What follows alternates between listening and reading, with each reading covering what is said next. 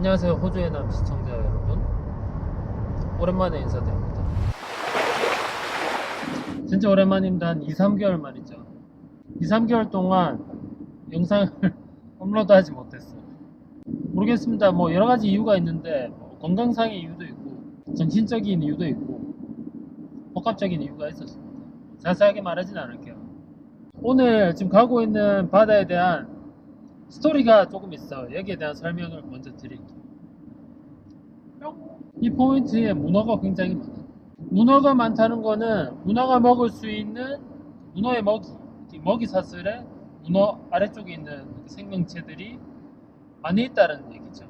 문어는 주로 갑각류나 조개류 같은 것을 많이 먹습니다. 그리고 이 포인트의 또 다른 장점, 바로 갑오징어가 있습니다. 지금 이 갑오징어 시즌이거든요. 제가 알기로는 갑오징어도 갑각류라든지, 물론 생선도 먹지만 갑각류, 조개류 이런 걸 좋아합니다. 그리고 자이언트 커틀피쉬라고, 갑오징어인데 크기가 진짜 어마어마합니다. 살의 두께가 이만해요. 맛도 엄청 좋아. 회로 먹기는 좀 기생충이 좀 있더라고요. 뭘 먹는지. 어떤 오지 분은 문어를 잡아서 아마 파시는 분 같아요. 문어 통발을 설치해 놓고 매일 아침에 와서 문어를 수거해 가시는 분이 있습니다. 그 정도로 문어가 많았어요. 지금은 문어가 거의 멸종되었습니다. 이 포인트에서. 지금 저 바위 아래쪽에 갑오징어가 한 마리 있습니다. 그걸 지금 조준하려는 중이죠. 촬영을 항상 끝내고 영상을 확인하면은 느끼는 건데, 고프로를 마스크 위에 달고 촬영하면은 항상 저렇게 바위만 찍혀 있어요. 다음에는 조금 더 촬영을 잘 해보도록 하겠습니다. 지금 갑오징어를 쐈는데 그 뒤에 있던 다른 생선 2마리가 같이 맞아서 총 원샷에 3킬을 했죠. 그 와중에 지금 한 마리가 빠져나갑니다. 삭살에 덜 꽂혀 있었던 거죠.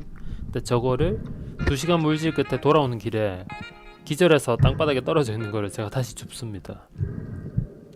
지금 저기 잡힌 생선은 코블라라고 하는 생선이고, 그렇게 선호하는 생선은 아니에요. 하지만 매운탕용으로는 굉장히 맛이 좋아요. 다만 손질이 까다롭고, 손질하는 거에 비해서 살이 그렇게 많진 않아요. 지금 갑오징어를 한 마리 더 잡았죠.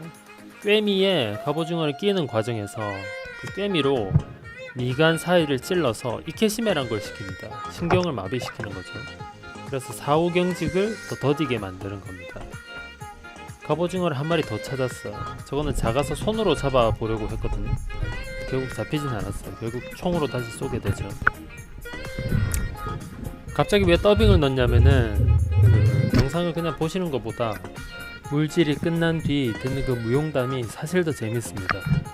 지금 보시는 화면은 제가 잡은 생선들을 부위에 매달고 다니는데, 보고들이 따라와서 그 생선을 먹는 겁니다. 너무 귀찮게 해요. 마치 파리 같은 존재죠, 물속에서.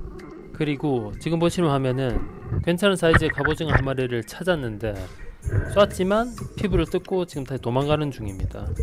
그걸 쫓아가서 총으로 다시 쏘진 않고 삭살을 손에 들고 그냥 찌르는 겁니다, 저거는. 하지만 갑오징어 몸통 가운데 뼈가 있기 때문에 삭살이 잘 들어가지 않죠. 자꾸 저렇게 도망갑니다. 자, 지금도 가운데를 찌르지만 결국 비껴 맞아서 그 옆에 날개 쪽에 꽂히죠. 또 도망가는 겁니다, 저러면. 갑오징어는 자기가 머금은 물을 빠르게 내뿜으면서 그 추진력으로 이제 이동을 합니다.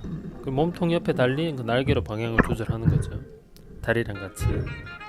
갑오징어가 먹물을 내뿜으니까 보고들이 지금 먹을 게 있는 줄 알고 또 달려드는 겁니다. 정말 많아요.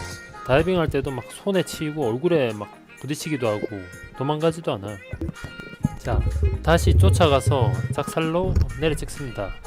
그리고 이번에는 잡죠. 결국 사이즈가 괜찮았어요, 저거는. 그리고 제가 갔던 포인트에는 저렇게 파이프통을 사람들이 바닷속에 많이 던져놨어요.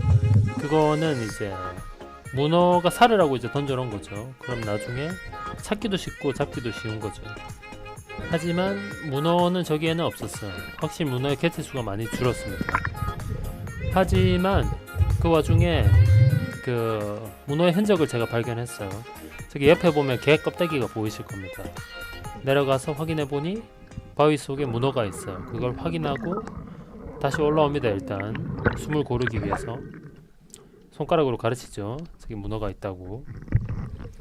숨을 가다듬고 다시 내려갑니다. 이제 내려가면서 보고는 이제 손으로 막 치면서 내려가는 거예요. 저 문어는 바위 너무 깊숙이 있어서 어쩔 수 없이 저건 총으로 쏴야 됩니다. 건드는 순간 들러붙거든요. 문어를 잡을 수 있는 가장 좋은 방법은 문어가 눈치채기 전에 훅 같은 걸로 빠르게 걷어 올리는 방법이죠. 문어가 그 바닥에 또는 돌에 흡착되기 전에. 아마 그 제주도에서 물질하시는 해녀분들 보시면은 그런 식으로 잡는 거를 TV나 매스컴에서 많이 보셨을 거예요. 하지만 이 문어는 너무 깊숙이 있기 때문에 총으로 쏘는 게 놓치지 않을 수 있는 가장 좋은 방법인 것 같아요. 하지만 단점이 있다면은 그 샤프트가 약한 걸 썼을 때 샤프트가 돌에 맞아서 휘어지거나 또는 샤프트가 그 돌 그 속에 들어가서 끼어서 안 빠지는 경우가 있습니다. 그럴 땐 샤프트를 잃게 되는 거죠. 자, 결국 두 번째도 잡지 못하고 이제 다시 올라옵니다. 이미 체력도 많이 빠지고 숨도 많이 가쁜 상태예요. 자, 제가 샤프트로 찌르면서 이제 부유물이 일어나니까 보고들이 저기로 달라붙습니다. 그리고 먹을 게 없는 걸 확인하고 다시 저한테 날라오는 거죠. 자, 다시 내려가요. 그리고 샤프트로 다시 한번 찔러보는 거죠. 샤프트로 찌를 때 그 감촉이 있습니다. 문어가 닿는 감촉이. 거기다가 찌르는 거예요. 자, 지금 보시면은 문어가 힘없이 쏙 빠져나옵니다. 이번에는 보시면은 문어 머리가 뒤집어져 있죠. 문어가 이제 힘이 많이 빠진 겁니다. 사실 문어는 머리가 뒤집어지고 죽어도 그 빨판으로 계속 이렇게 들러붙는 그 본능이 있어요. 그 신경이 아직 살아있기 때문이죠. 그래도 머리가 뒤집어지면은 빼내기가 쉽습니다. 한 마리를 잡고 돌아가는 길에 지금 개 껍데기를 또 발견해요. 바위 근처에서 내려가서 봤더니 문어가 또 있습니다. 총으로 쏘죠. 근데 저거는 결국 꺼내지 못했어요. 문어도 크고 저 바위 자체도 굴 자체도 너무 깊고 좁아서 꺼내지 못했습니다. 이 장면을 촬영하고 배터리를 조금 아끼려고 그 고프로의 전원을 잠깐 꺼둡니다. 그리고 잠깐 꺼둔 사이에 그 조금 떨어진 곳에서 갑오징어 큰 사이즈를 한 마리 잡아요. 저 정도 사이즈 갑오징어는 정말 먹을만해요.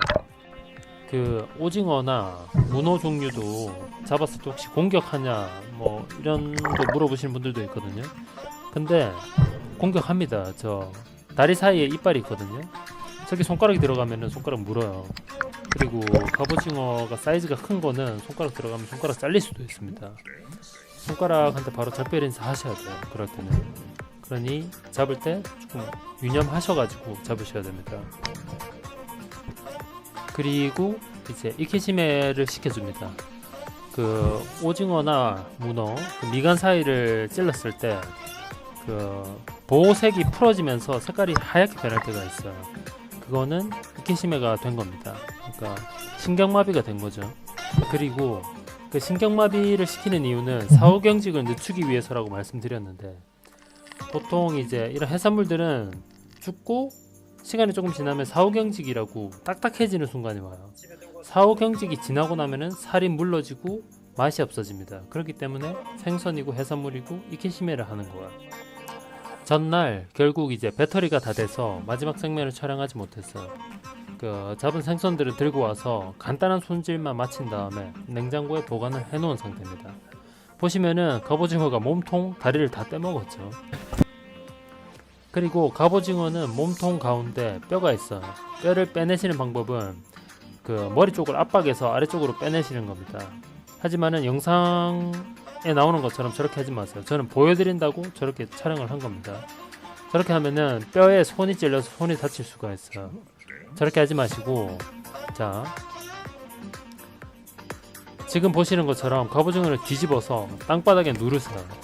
그게 훨씬 쉽고 안전한 방법이에요.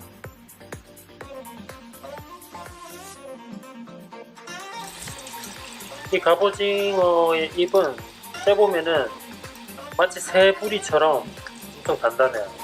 이게 갑오징어 입에서 나온 뼈들입니다. 엄청 딱딱해요. 오징어나 문어를 손질하실 때는 2차 작업으로 밀가루나 소금을 넣고 같이 치대 주셔야 됩니다. 그래야 빨판에 있는 이물질들이 같이 씻겨 나와요. 살짝 데칩니다. 살짝 데칩니다 라고 말해놓고 저는 그냥 물에 넣고 끓여버렸어요. 저렇게 하지 마세요. 물을 끓이신 다음에 살짝 데치시는 게 육질도 훨씬 연하고 맛도 훨씬 좋으실 거예요. 안녕하세요 여러분. 지금 보시면은 잘 삶아졌죠? 문어를 제하고 갑오징어로 오징어 볶음 만들어 볼게요. 맛있게 삶아진 갑오징어를 썹니다. 잘 삶아졌는지 한번 제가 하나만 먹어볼게요.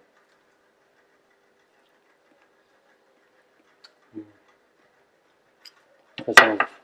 그리고 어니언, 올리브 오일, 고춧가루죠, 페퍼 파우더. 고추장은 사용하지 않아요. 왜 그러냐면은 고추장을 넣으면은 너무 칼칼한 맛이 난다고 그러잖아. 그리고 마늘, 가른 마늘, 참기름, 간장,